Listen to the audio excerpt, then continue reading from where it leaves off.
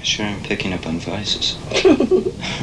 Vice, virtue. It's best not to be too moral. You cheat yourself out of too much life. Aim above morality. If you apply that to life, then you're bound to live it fully.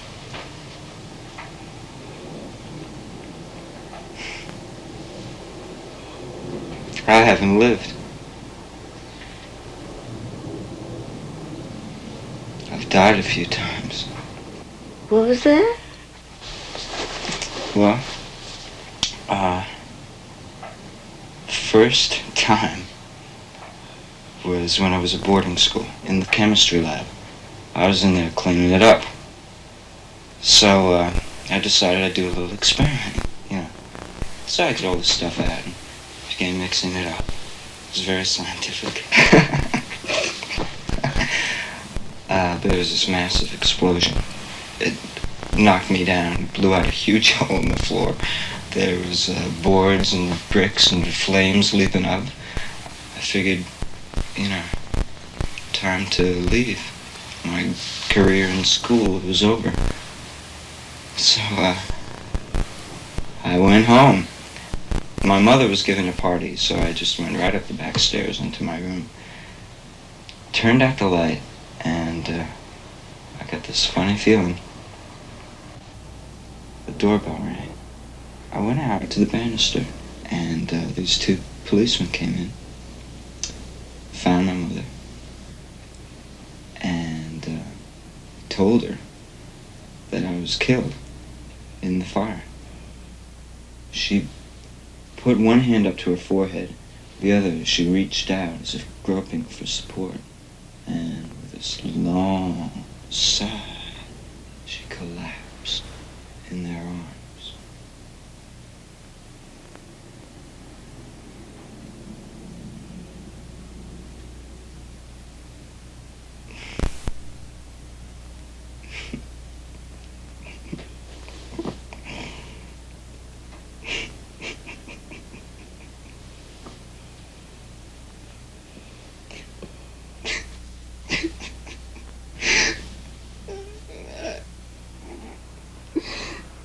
Decided then that I enjoyed being dead. I understand. A lot of people enjoy being dead, but they're not dead, really. They're just backing away from life. Reach out, take a jump, get hurt even. Play as well as you can. Go, team, go! Give me an L, give me an I, give me a V, give me an E. L-I-V-E, live! Otherwise, you got nothing to talk about in the locker room.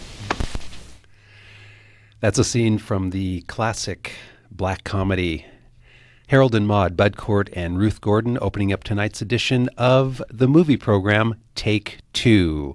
Welcome. You're listening to Public Radio KCBX, and across the aisle from me, one man who has never been intimidated by quirky or off-the-wall films. It's the one and only Bob Whiteford. And across the aisle from me, the one, the only, the undisputed czar of film in the Central Coast, Gentleman Jim Dee, a man I'm proud to say is my friend. Good to see you, Bob, and a big thank you to Pat over at the Tribune here in San Luis Obispo, who wrote a nice article about us last week. And now I've got to go out and wear my Groucho glasses and nose just to be in disguise. But big thanks to Pat over at the Tribune for a very nice article on Take Two, the movie program. And great photographs by Joe Johnston as well. Now you know what we look like.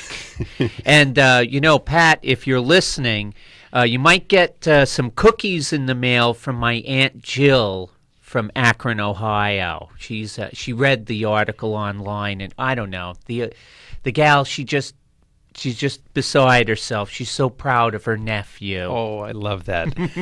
And thanks to the article. If you are a first-time listener, welcome aboard. We try to involve the listeners in every show that we do. Sometimes we talk a little too much and don't get around to the callers, but we're going to try to do that today. And our subject of tonight's show is an interesting roundabout way of talking about films that you can call one of a kind, original, quirky, unique, films that break the rules. And how we sort of came to this subject was I was looking back at the films of 2004, and two films I was looking forward to seeing just because they seemed to come across as being quirky, original, and somewhat off the wall were Eternal Sunshine of the Spotless Mind and I Heart Huckabees. And what happened for me with these two films is I disliked both of them. I felt they were some interesting ideas that weren't handled properly, especially with Eternal Sunshine. You've got Charlie Kaufman, who wrote the script, who also did Being John Malkovich. You've got Jim Carrey. You've got Kate Winslet. And for me, Eternal Sunshine just didn't work. I just felt that the director didn't have grasp of the material. Felt the same way about I Heart Huckabees. And so taking that disappointment, I started to think about films that take big chances, ones that are unique, ones that turn my head around in the theater. And, as we were preparing for the show, Bob and I were trying to set the parameters of the types of movies that we're talking about, because there is no true definition of the type of film we're going to be talking about. In fact, every film that you see is a created reality. It doesn't matter whether you're watching Lee Marvin in The Dirty Dozen or Casablanca. There is a created reality with the director, with the writer, with the actors, set design, the cinematographer. But there are those films that the director and the writer and the entire crew said, we're going to tweak reality a little bit here. We're going to make it based in reality, but we're going to put a little twist in it. And we're not talking about science fiction films. There's an entirely created reality. We're not talking about horror films where a monster is something that you wouldn't see in everyday life. We're talking about films that are rooted in reality, but they twist reality, and they do something unique. They do something unseen in any other film, and we've got a list of them, and hopefully later on in the program you will contribute your own to our list of quirky and original films. I think we kicked off with a clip from Harold and Maude, the 1973 classic, directed by the great Hal Ashby. Excuse me. I think I got a little bit of that bug that's going around. Oh. Hal Ashby, American filmmaker who, during the golden years of the 70s, the early 70s, what we've discussed on this show is maybe the greatest period of American films, probably a not well-known name in cinema. And here he is creating one of the most offbeat, unusual, and totally original films ever made. And here it is 33 years later, and it's never been copied. How do you categorize it? Is it a comedy? I don't know. Yeah. It's got comedic elements to it, but it also has some pretty deep and poignant elements to it. It also has some elements to it that are very dark. Yes. And this is a radical departure from the man who directed such films as Jack Nicholson's classic, The Last Detail. Mm-hmm. He directed David Carradine in Bound for Glory. That's just to name a few. Oddly enough, his end came, I think, a few years ago on the Long Island Expressway when he was driving behind a truck that like a plumbing contractor's truck. And folks, if you've ever driven the Long Island Expressway back in New York, Route 495, you know it's the world's biggest parking lot. And I guess what happened was there was some stop and go at about 65 miles an hour, and a pipe came loose and went right through his windshield as he was going 65 plus miles an hour. This was Hal Ashby? Yep. I thought that was another director. Oh, you know what? Maybe you're right. I think you know what? I got it mixed up. Bob, you got to take your medication. I think I better take my pills. That's okay. We'll find who that was, because I know that there was a famous director who had a very kind of aggressive... Oh, Hal Ashby, I think he had leukemia or something like that. Bob, what I want to do is we want to give a little historical viewpoint on some of these odd films, but I do want to come back to Harold and Maude, and we will talk about Hal Ashby a little bit later on in the show, because his touch on Harold and Maude and being there, for instance, I mean, it took that really focused director's touch to make those films successful. But let's go back to about the earliest Quirky film that we found, which is about 1932, is it? 1931, with Todd Browning, who directed the great Bela Lugosi in the original Dracula, or at least one of the most famous versions of Dracula.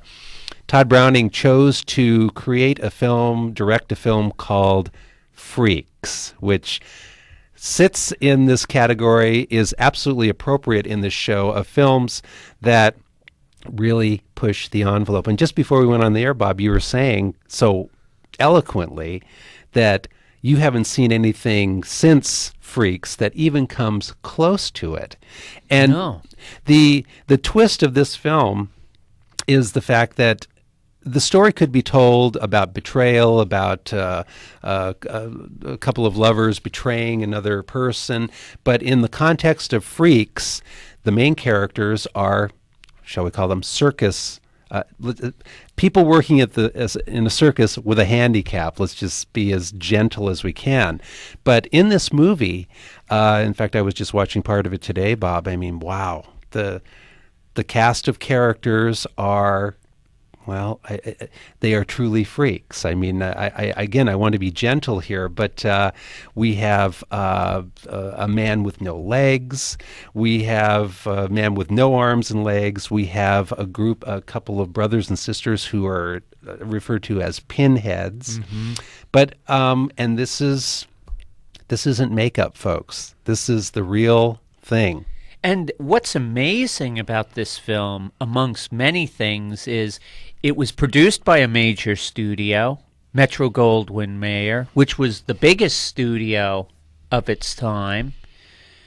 And this film, from the moment it was released, both horrified audiences and at the same time, I don't know what the word would quite be, but people were fascinated by it as well. Mm. And we know for many years it would show up as a midnight movie. You'd find there would always be like some battered 16 millimeter print of this kind of floating around, and it had been banned for decades. Yes. And I remember when we were younger reading Famous Monsters and whatnot, it was more of a legend than anything else. The fact is we would never see this movie, and now it's out. Now it's on DVD. Now it's digitally remastered, and you get to see for yourself a movie unlike any other that ever... I mean, that film was made 73 years ago. Yes. And it's not like anything I've ever seen. I don't even know how to categorize it. Again, a basic story that could have had a regular cast of characters, but the fact that they use employees of a circus, and the main protagonists are between, I believe, the acrobat woman. She is in love with the weightlifter, but she also has a deceptive thing going on with a midget in the circus, and out of that becomes a tale of deception and betrayal. And the characters in the film, the freaks themselves, you do not want to betray any of these members of the circus. So we do have a clip from Freaks, and just to give you an idea of the opening of the film. I mean, it really draws you in. And this film, I think, fits our subject well tonight, because the films that we're going to be talking about could be called Freaks. I mean, they are one of a kind, very unique. And here's the opening of Freaks from director Todd Browning.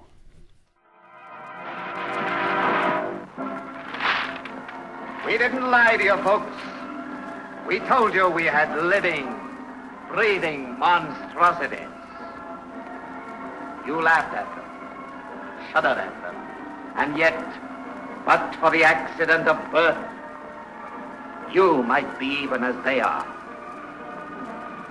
They did not ask to be brought into the world, but into the world they came. Their code is a law unto themselves. Offend one, and you offend them all.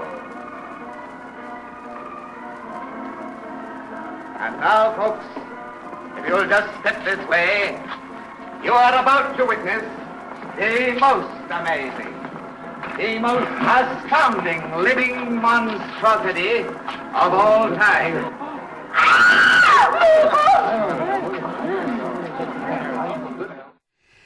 Wow. That's Holy from smokes. Freaks, and it's something, I really like what you said, Bob, because there was a time when this was a legendary film. You would see pictures from it, but prior to video days, prior to there being a print available at your local movie theater, the film was just a legend. And now that you can see this film, you can really check out the fact that 70 plus years ago, this was a one-of-a-kind film that has never been copied or recreated or anything since. You know, the only thing that comes to mind that's remotely close, I think in 1939, the people at Monogram or Producers Releasing Corporation may have made a film called The Terror of Tiny Town with it's an all-midget Western.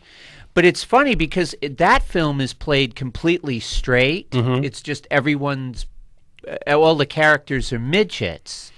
And while it has some kind of camp value, it isn't anything like Freaks. Freaks seems to really kind of cut to the core of the human condition. Yes. In ways maybe even Todd Browning didn't anticipate. Yes. When he made this. It's still a really disturbing and engrossing film and utterly unique. Yes. Freaks from about 1931, 1932. We're talking about quirky and original films. And, folks, in our attempts to define what we're doing tonight on Take Two, we also want to not be trapped with labels. In other words, quirkiness is in the eye of the beholder. So later on when we open up the phone lines, if there was a film that seemed quirky to you and turned your head around in the movie theater, we'll want to hear about that. But we do have a list to go through here of some things that we would highly recommend you see just for their uniqueness. And we are going to move ahead to the 50s. And again, the great credit to the great director Billy Wilder, who had a vision when he made the film Sunset Boulevard. To me, here again, unlike anything else that I've ever seen, and how he pulled off this film and how he maintained the mood and the creepiness, and this whole film astounds me. Even, I was watching Sunset Boulevard today, parts of it, and I just go, how did he realize this mood? How did he maintain it? How did he come across with such incisive and biting views of Hollywood, of washed up movie stars who, as soon as sound came along, the silent stars were done. And then what amazes me, Jim, is precisely what you said. And then he went out and hired them to be in the movie. Yes. Gloria Swanson, Buster Keaton's in it, along with several others. Well, Eric von Stroheim. Is a butler. Yes, Eric von Stroheim, probably one of the biggest, greatest silent film stars and directors, auteurs there ever were. And how did he get them all to be in this movie? And the fact that they themselves were the, shall we say, brunt of the point he was making. It's just, again, I look at how the director Billy Wilder could have come up with this, maintained it throughout.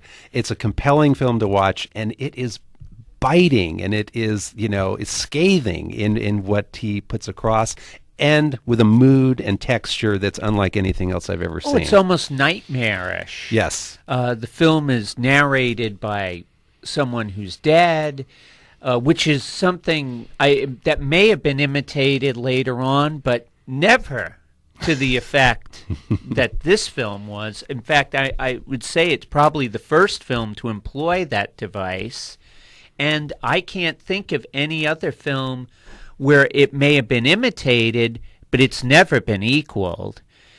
And amongst many things, I mean, there's also, you have the older Hollywood represented by Eric von Stroheim, Gloria Swanson, Buster Keaton, who really weren't all that old when this film was made. They may have been in their early 50s. And then you had the younger Hollywood represented by William Holden, a very young Jack Webb, the lovely Nancy Olson. I believe there were some other people in small parts as well. Fred Clark playing the agent. So you got that new Hollywood versus the old Hollywood situation going on, and it's just there's nothing soap opera-y about this film. None whatsoever. I compare it to a film that came out around the same time, The Bad and the Beautiful, a film we both love, yes. Directed by Vincente Minnelli. I got that one right.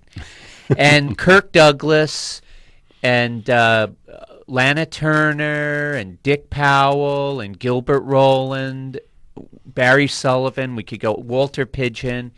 But that had dark elements to it, but it seemed kind of like, it's just a classic story. And it's a wonderful movie, but Vincente Minnelli's vision of Hollywood compared to Billy Wilder's, they're not. He maybe brushes against it, but Wilder goes right into it in a way nobody has ever done before or since. Here's a clip from Sunset Boulevard.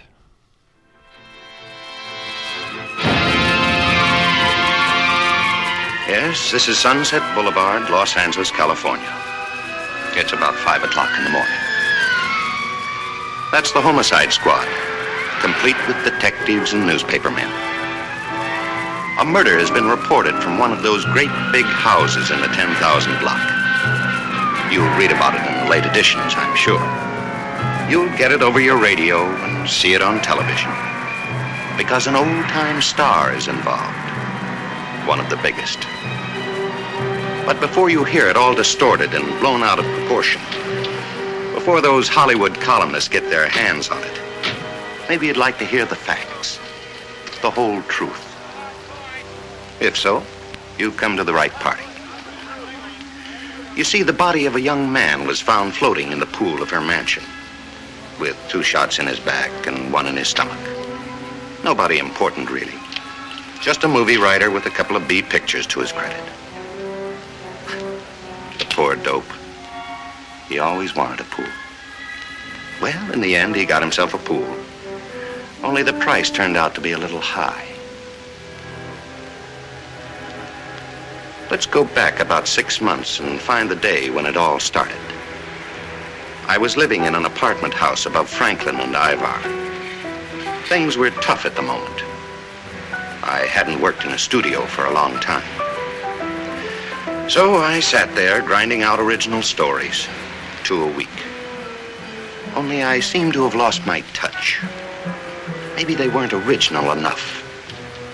Maybe they were too original. All I know is they didn't sell.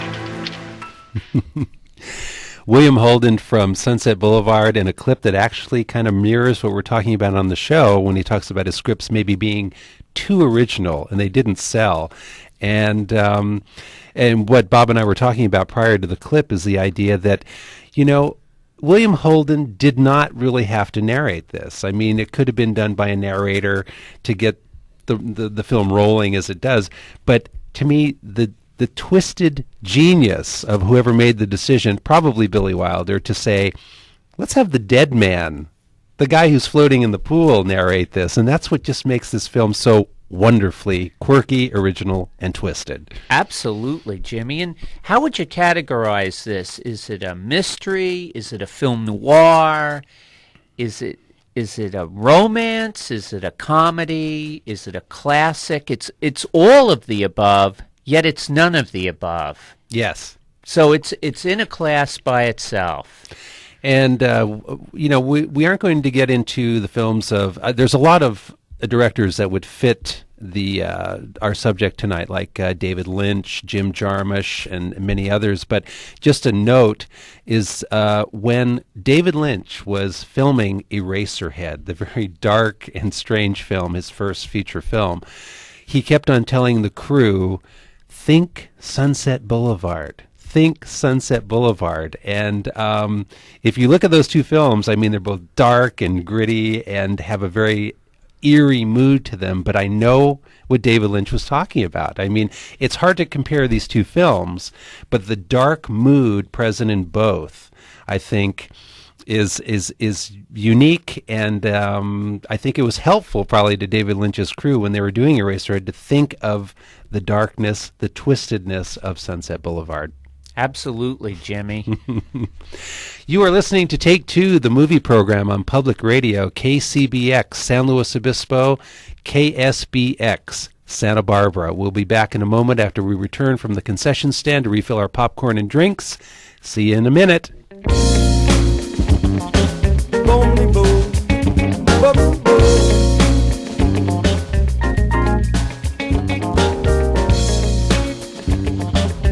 I wanna go to the movie show, me and my baby. Come on, let's go. On to the movie show. Let's go.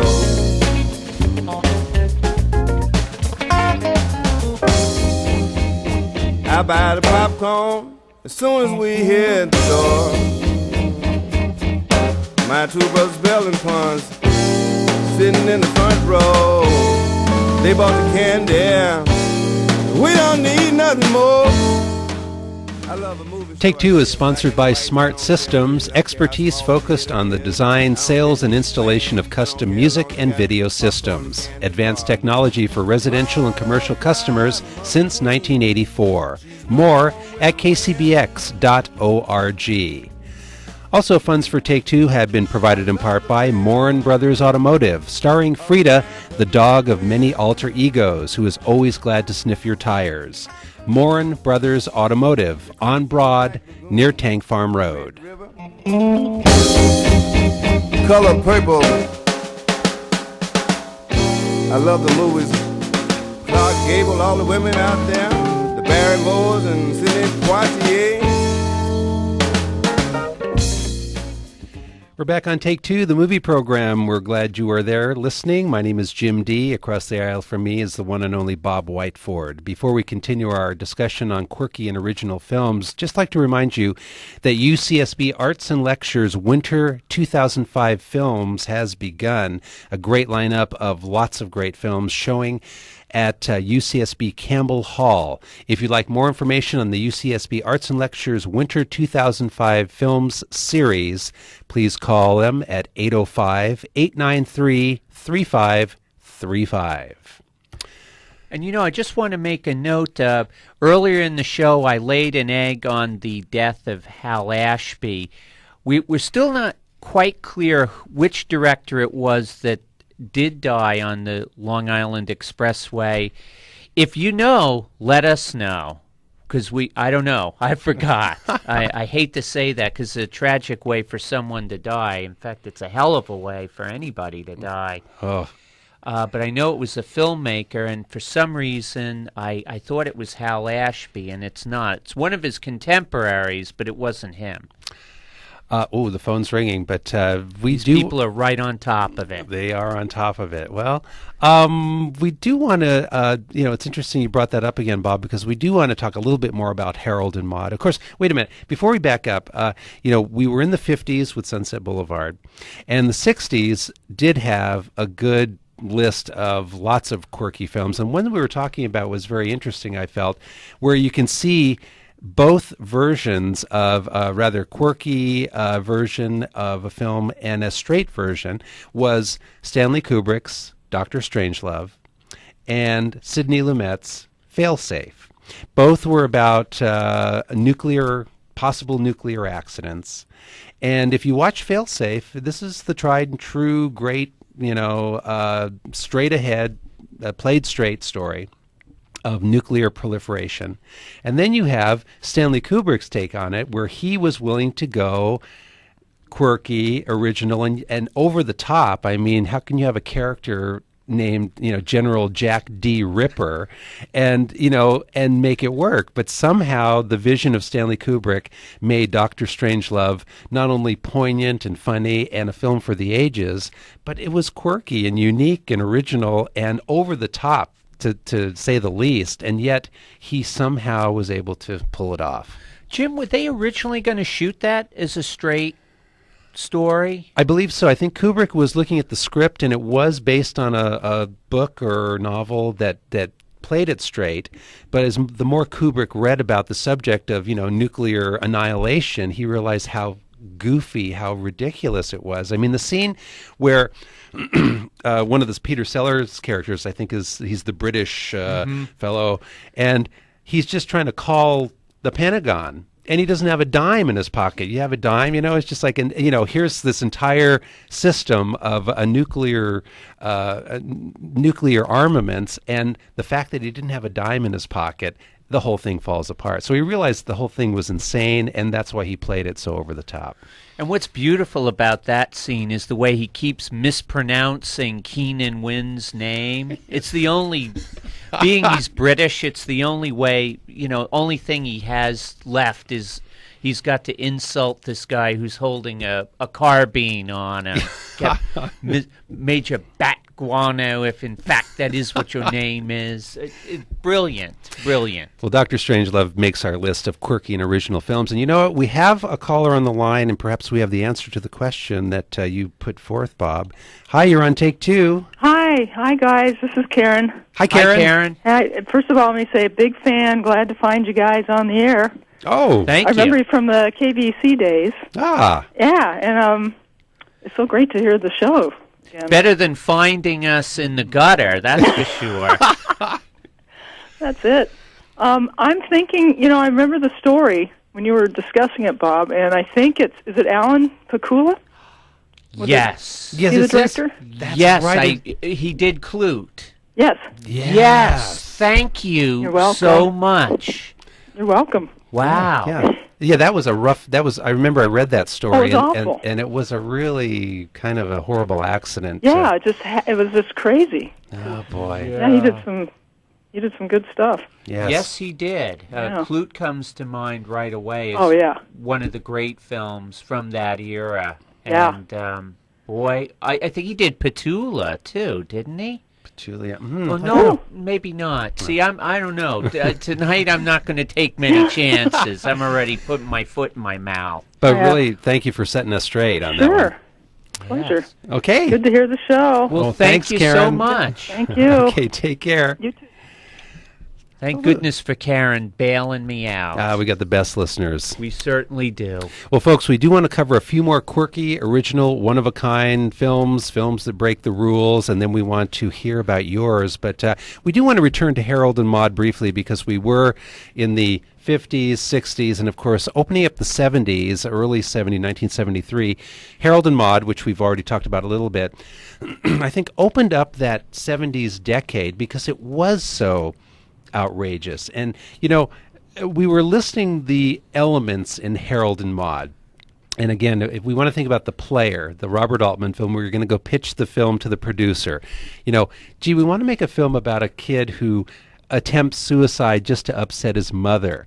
We want to have a film where a 20-year-old boy has a sexual affair with an 80-year-old. We want to talk about euthanasia. We want to talk about anti-war sentiments. We want to it's all in Harold and Maude. It's all in there, and somehow director Hal Ashby made this into an entertaining, poignant, comedy, drama, quirky original film, which I think holds up today, but gets into areas that in the hands of another director wouldn't have worked, I don't think. And yet, you know, I mean, I guess I think of Harold and Maude being seen for the first time by someone today and how they would think about it, because it is so utterly original. And again, in the hands of another director, a teenager who wants to be constantly faking suicides, but they're very realistic.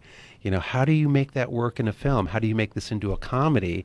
And, you know, other than the audience perhaps laughing out of nervousness, you know. So, I mean, the only thing, Jim, I could think that would be stranger than Harold and Maude would be what you were discussing, the sit-down meeting between Robert Evans, the head of Paramount, and Hal Ashby and whoever else was involved in this project during the pitch.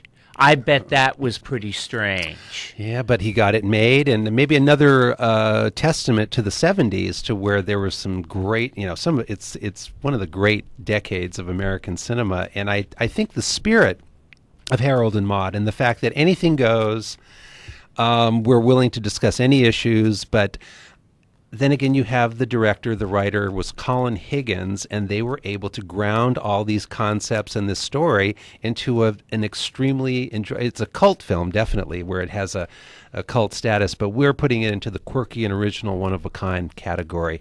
How about a clip from Harold and Maude? This is when Harold's mother, portrayed by the wonderful Vivian Pickles, is filling out a dating service application. I have here, Harold, the forms sent out by the National Computer Dating Service. They screen out the fat and the ugly, so it is obviously a firm of high standards. First, here is the personality interview, which you are to fill out and return. Now then, are you ready, Harold? Here is the first question. Are you uncomfortable meeting new people?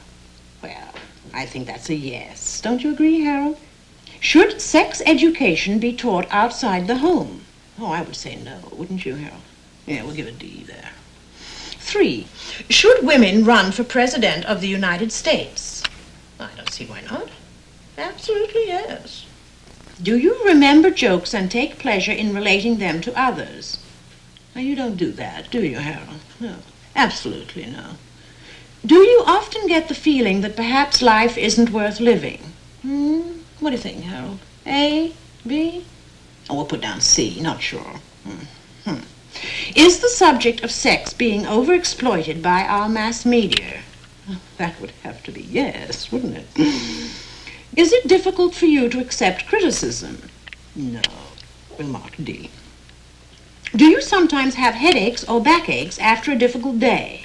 Yes, I do indeed. Do you go to sleep easily? I'd say so. Do you believe in capital punishment for murder? Oh, yes, I do indeed. In your opinion, are social affairs usually a waste of time? Heavens, no. Can God influence our lives? Oh, yes. Absolutely, yes. Does your personal religion or philosophy include a life after death? Oh, yes, indeed. That's absolutely. Did you enjoy life when you were a child? Oh, yes, you were a wonderful baby, Harold. Do you think the sexual revolution has gone too far? It certainly has. Do you find the idea of wife swapping distasteful? I even find the question distasteful. Do you... Harold, please. Do you have ups and downs without obvious reason? Oh, that's you, Harold. Well, what our radio audience didn't see is the fact that Harold shot himself in the head during that. And, of course, his mother just seems to be, you know, annoyed by it. But it's just one of the many suicides that's in this very quirky, very original film, Harold and Maude. Wow. I mean, I just listening to that, I just kind of sitting here scratching my head. I mean, this is a wonderful film, and it's one for the ages. People, I mean, nothing thrills me more than seeing young people take this home for the first time or seeing it in a theater. I'm still puzzled as how it got made, quite frankly. And as you said, if this script was put forth today, do you think it would get made? No, at least not by a major studio like Paramount. So. Nope. Well, folks, we do have a number of other films we wanted to discuss. We wanted to definitely mention The Ruling Class with Peter O'Toole. In fact, we're going to play a clip from that in a second. A couple others on our list included the wonderful Repo Man, which is one of my all-time favorites as far as quirkiness goes.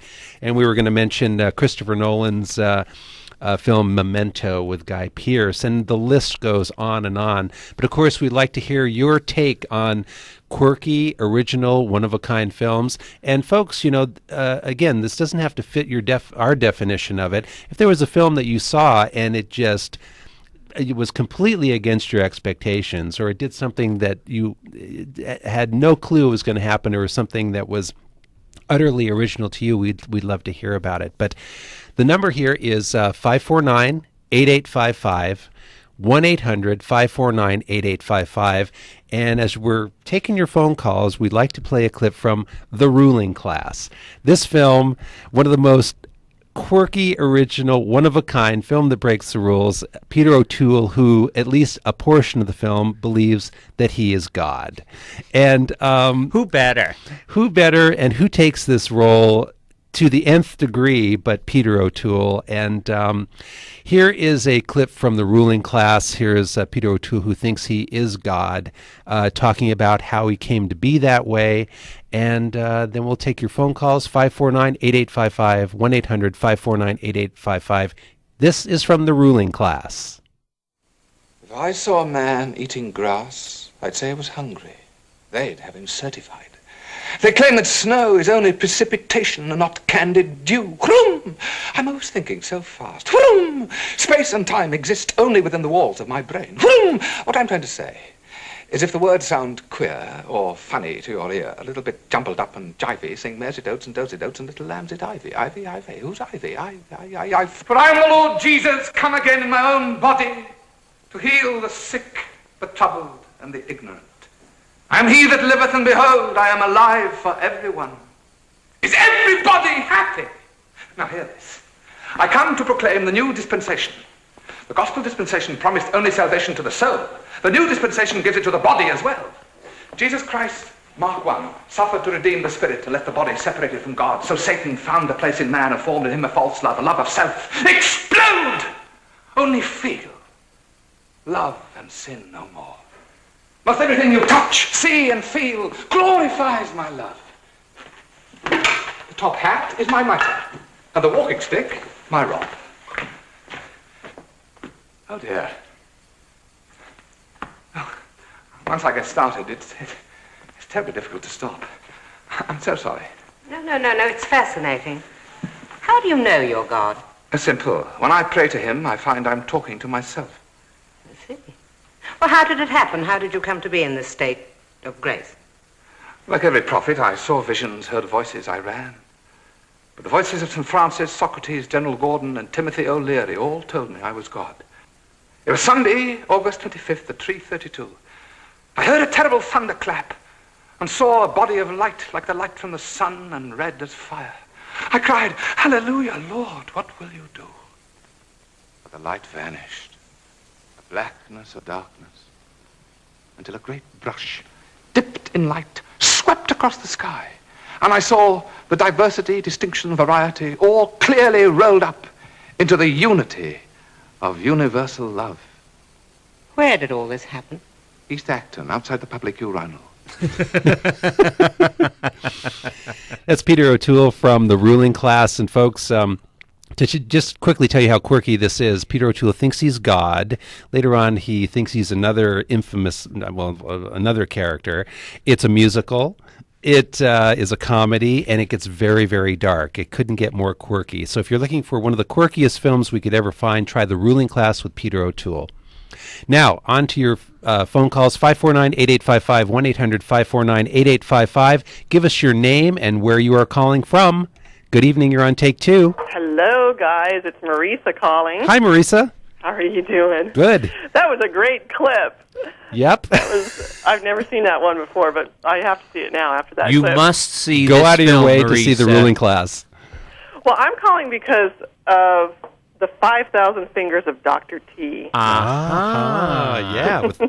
I love Dr. Seuss, and I knew as soon as I got the book, The Seven Lady Godivas, I knew even when I was a small child reading the little kid stuff, I knew that this guy was pretty quirky. But then I was introduced to the 5,000 Fingers of Dr. T when I was in college, and it's live action Dr. Seuss. I mean, when you look at his illustrations in his books, those are out there, but when you turn that into a movie set and you turn his characters into real... Hey! Uh-oh. That's Lou and Lily. And when you take these book characters and have real people playing them, that's just freaky. Now, didn't that have Hans Conried? Hans Conried in perhaps his greatest role. Yeah. I love Hans Conried. And was that George Pal? Did he produce it, or was that Stanley Kramer produced it? I don't even know. Oh, I don't it's remember. somebody kind of that was pretty big that actually worked on that film. I mean, the sets to that were quite literally amazing. out of this world. Oh, I think those are the best sets I've seen on a movie before. Absolutely. And I think for kids, that would be a movie that would definitely take you somewhere you'd never been before. I think that if I were watching that as a child, it might be scary. Could be. But as a college student, it was great. I'm sure, especially after some brownies, maybe. Yeah. Little midnight movie action there. So a vote for the 5,000 Fingers of Dr. T. Yeah, and Repo Man. I know you guys are going to talk about that, but that certainly is one that I would bring up. Great, Marisa. Yeah. Thanks, guys. Thanks for the call, Marisa. Bye.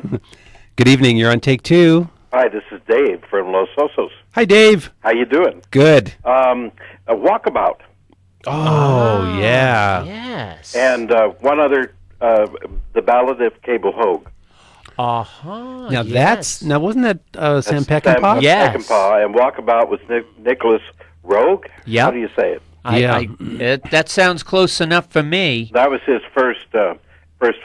Oh, as a director. He was a cinematographer on a lot of films, like Far from the Madding Crowd and things like that. But he The was Girl Getters with David Hemmings and Oliver Reed. Right. And Cliff Richard and the Shad. Well, I don't know. It wasn't Cliff Richard. It was one of those English bands. But was in it. Walkabout really took us to a different place. You know, an Aborigine doing his youthful walkabout, to become a man, and stumbles and saves these two little kids who have been deserted by their father. But it just takes you into a whole different Australian scenery, you know. You know, it's one of and my animals. It's one of my all-time favorite films, and that idea, the conflict between civilization and nature. The natural man. There's a scene near the end of the film. It is the end of the film where the girl who was lost in the outback is home. She's married. She's cooking dinner, and her husband comes home, and he's talking about his job and a raise. He's dreaming about swimming naked. And she has this faraway look, and she's dreaming about something that's far more important. It's when she was on the walkabout, and it's a fantastic. I love that movie. I'm glad you brought it up. Okay. Thank you, Dave. Yeah, you're welcome. Take care. Good evening. You're on Take Two. Hey, this is Zelma. Hi, Zelma. How are you? I'm doing good. Didn't he do Performance before? Yes, I think he did. Nicholas Roeg and did that's a pretty odd film. Yes, itself. indeed. That's James Fox being transformed into Mick Jagger. Yeah, there you go. That's weird. Yes, Yeah. that's very strange. And he also did The Man Who Fell to Earth with David Bowie and Rip Torn and anything Candy Nicholas Clark. Roeg did is weird. Yeah. I love Nicholas Roeg. He's one of my more favorites. Oh, Yeah. he's out there. He's Yeah. really out there. Do you have to use films in English? And what about the Man Ray stuff? If you're looking for quirky, how about Andalusian Dog and L'Age d'Or? Anything goes, Zelma. Anything goes. You bet. There's one that has stuck with me for years that I really loved. It was called The Mystery of the Missing Telephone Operator. I think it was Czechoslovakian. I don't know that one. It's a love story, and this woman's a telephone operator in an Eastern European country under, communist dominion. It's like in the 60s or something.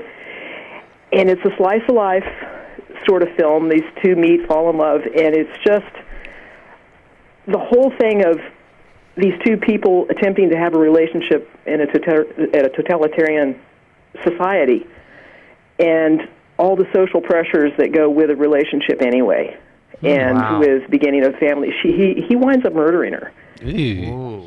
Give us the title again, Zelma. The Mystery of the Missing Telephone Operator. And you say it was Czechoslovakian? I don't know. It was subtitled, and it was Eastern European. Well, and I saw it in the 70s, and it was black and white. It has stuck with me. In the mid to late 60s, there was some great movies coming out of Eastern Europe, Czechoslovakia, Hungary. It could have been. It was amazing. There was the most amazing pastry making scene. Wow. She had dough rolled out on a table, and it was so flat and thin, there was an irregularity in the dough. She picked it up, flapped it, and blew under it to make the dough come loose from the table. As a cook, I was stunned. Wow! But it is really it's a neat movie. There's another one I never figured out. It's way on the outer edge of quirky. I never understood. I mean, it was too much for my brain. It was called Sweet Movie. Ringing any bells? No ding dong here. We got to do some research, Zelma. I think it was Dutch. Well, we'll look for it. And it was this barge that went up and down these canals in Europe. And there was this woman that lived on the barge that was kind of like, the barge was like a Hansel and Gretel cottage, only it was a barge. And it was attractive. It was like bait. And there was a lot of subplots going on in it. And it was, like I said, it was too deep for me. I still think about the movie. I'm still trying to figure it out, and I saw it probably 30 years ago. Well, so you vote, Zelma, it's Sweet Movie, and the Czech movie again was? And it was Czech. It was called The Mystery of the Missing Telephone Operator. We'll There's look for two. it. Thank you, Zelma. Okay, and The Ruling Class I love. Oh, man, one of the greats. And Freaks, one of the things I really liked about Freaks was it's like a fairy tale. And the other thing I liked about it... Zelma, we've got a whole sorry. bunch... Oh, that's okay. I really appreciate that, but we've got about 10 calls waiting for All us. right, okay. Hey, take care, Zelma. Okay, bye. Thanks for calling. Okay. Good evening. You're on Take Two. Hi, this is Pete. Los Osos. Hey, Pete. Hi, I just want to say I really enjoy listening to you guys' show. Oh, thanks. It's a lot of fun. And I wanted to bring David Lynch up. I thought just about anything David Lynch might fall into this category. You bet. Particularly Mulholland Drive was the movie I was thinking of. Oh, yes. Oh, yeah. Yeah. And, even the straightforward, straight story is kind of quirky. Here's the guy who's on the lawnmower going to see his brother. I mean, even when David Lynch played it straight, right, with the straight story, it was quirky. Yeah. And in the Mulholland Drive things, it was like in reality, but then there was weird things like all the telephones were old rotary style, but nothing else seemed like it was back in those days, He likes to do that. He Yeah. likes to kind of mess with the, what you think the Right. time frame might be. He likes old things. He likes dead and decaying things. He likes The Wizard of Oz as well. That pops up in a lot of his films. Yeah, it's really... He gives you a lot of strange images. Yeah, that Wild at Heart, that brings... The Wizard of Oz brings up Wild at Heart. Yeah. Which that definitely has some surreal scenes in it. Yeah, we vote for David Lynch for Quirky, and You bet. looking forward to whatever he's doing next. Also, real briefly, I just wanted to say, when I was a kid, I got exposed to a lot of weird offbeat movies. My dad used to take me to the Rainbow Theater. Well, when I was a teenager, and I got to see Repo Man there and Brother from Another Planet. A whole bunch of great movies that I got exposed to that I would never have gotten to see if it wasn't for Rainbow Theater and Palm Theater here in SLO. Well, you're making my night. So that's good. I mean, and a testament to your father to take you to these films. That's great. Yeah. My father used to take me to see Batman. And that's not the Tim Burton one either. Well, thanks for your call. Really All right. appreciate it. Thank you. Bye-bye. Bye-bye. Good evening. You're on Take Two. Hi. Hi there. You're on the Hi. air. This is David. Hi, David. Hi. I'm in my car on my cell phone down near Santa Barbara, but I'm glad somebody mentioned Walkabout. But I would like to put up a beautiful film by Fellini called Amarcord.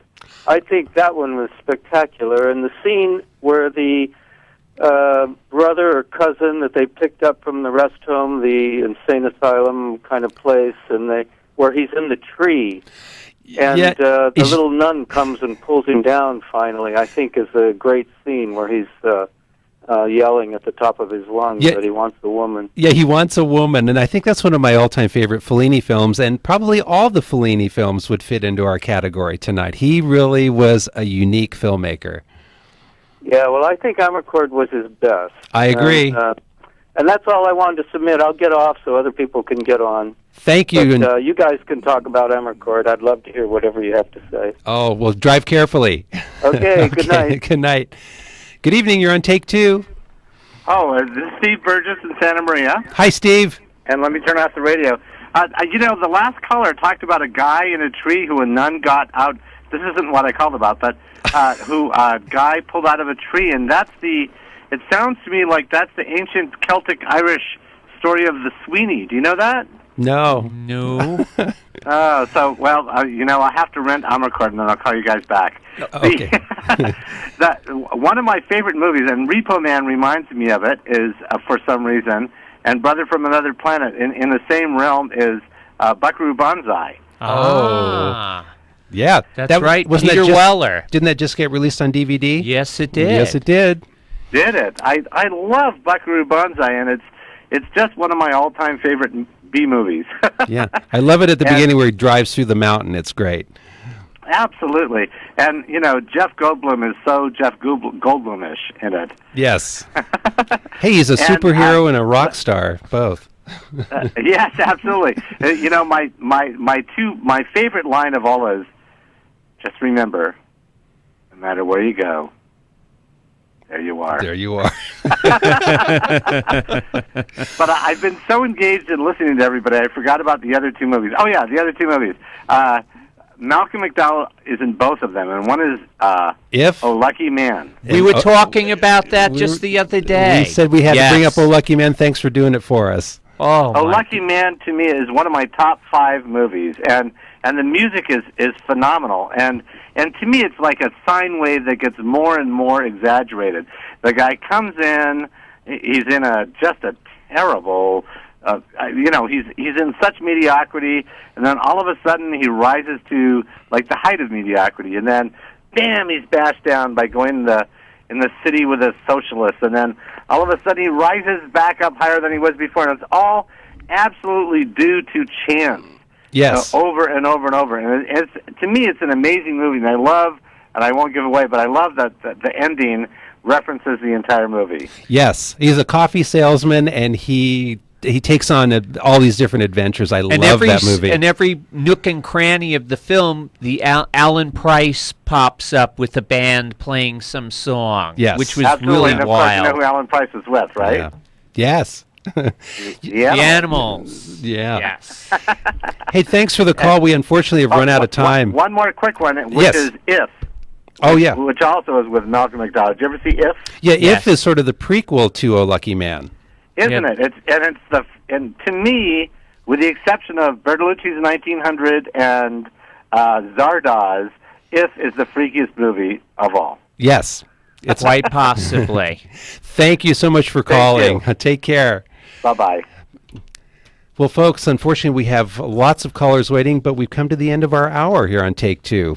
I know, Jimmy. This is amazing. This hour has really flown by. Well, we may just have to revisit this subject again. Yes, or maybe even next week. But thank you for listening. A big thank you to Hank, our projectionist. A big thank you to you, Bob Whiteford. Yeah. And we'll be back again next week on Public Radio KCBX with another edition of Take Two.